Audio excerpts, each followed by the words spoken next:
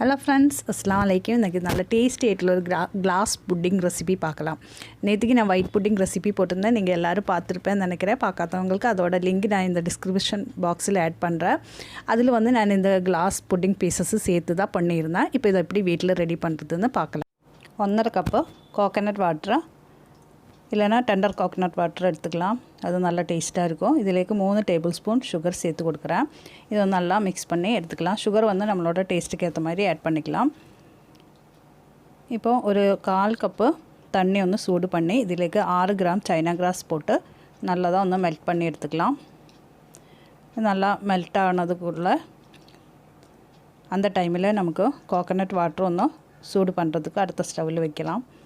இது நல்லா ஃபுல்லாக மெல்ட் ஆகி கிடைக்கணும்.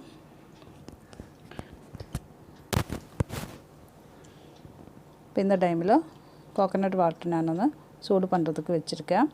லைட்டாக சூடானால் போதும். இப்போ இந்த சைனா கிளாஸ் நல்லா மெல்ட் ஆகிருக்கு. இதிலேக்கு சேர்த்து கொடுத்து மிக்ஸ் பண்ணி எடுத்துக்கலாம். ஸ்டவ் லோ ஃப்ளேமிலே வச்சுக்கோங்க.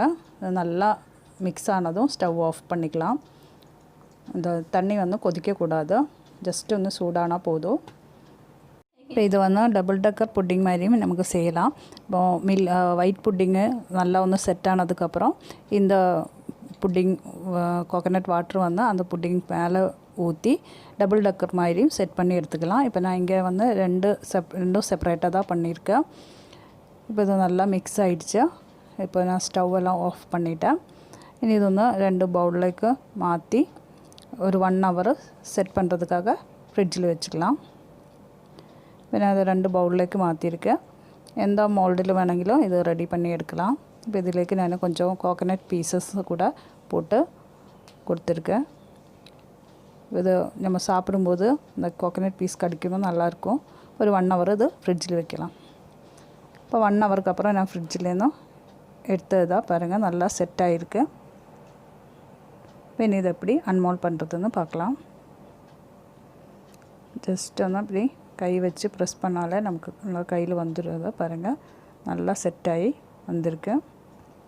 நல்லா டேஸ்ட்டாகவும் இருக்கும். இப்போ நீங்கள் செஞ்சு பாருங்கள். செஞ்சு பார்த்துட்டு உங்களோட ஃபீட்பேக் எனக்கு கமெண்ட் பண்ணுங்கள். இந்த ரெசிபி உங்களுக்கு பிடிச்சிருக்குன்னு நினைக்கிறேன்.